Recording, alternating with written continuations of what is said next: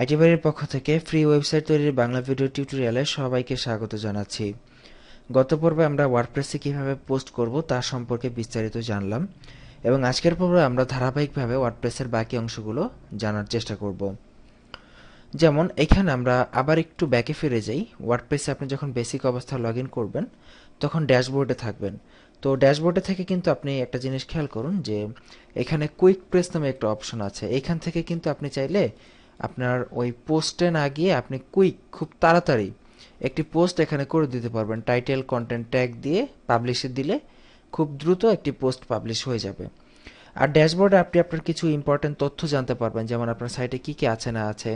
আপনার সাইটে এখানে 2টা পোস্ট আছে, যেহেতু আমরা একটা পোস্ট করেছি এবং ওয়ার্ডপ্রেসের আরও আগের একটা পোস্ট ছিল, তো সেই হিসেবে 2টা পোস্ট আছে, একটা পেজ আছে, তারপর 2টা ক্যাটাগরি আছে, 2টা ট্যাগ আছে, একটা কমেন্ট আছে এবং একটা অ্যাপ্রুভড কমেন্ট আছে, এবং পেন্ডিং এবং স্প্যাম এগুলো কোনো কমেন্ট নেই।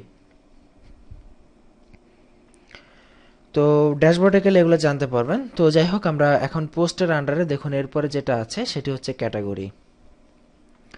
তো ক্যাটাগরি কি আপনারা ইতিমধ্যে জেনে গেছেন। পোস্টের মধ্যে থেকে আমরা আপনাদেরকে জানিয়ে দিচ্ছি ক্যাটাগরি কি।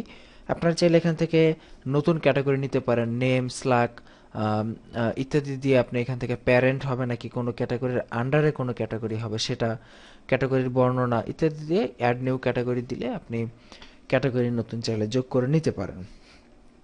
তো ক্যাটাগরি তেমন কোনো ইম্পর্টেন্ট ব্যাপার না, এবং ক্যাটাগরির পরে আছে এখানে ট্যাক্স।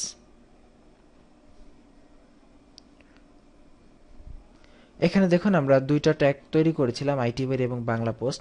ঠিক একইভাবে আপনি এখান থেকে বাম পাশে চাইলে ট্যাগ তৈরি করে নিতে পারেন, অথবা আপনি চাইলে যখন কোনো নতুন পোস্ট করবেন সেই পোস্টের রিলেটেড ট্যাগগুলো সেই পোস্টের সাথে সাথে আপনি তৈরি করে দিতে পারেন।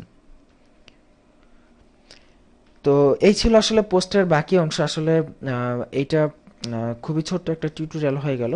তো যাই হোক, ম্যাটার না।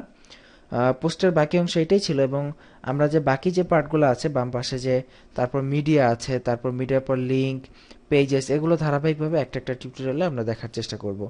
তো আজ এই পর্যন্তই রইল। আগামী টিউটোরিয়ালে আমরা যেন এখানে বিদায় নিচ্ছি। আল্লাহ হাফিজ।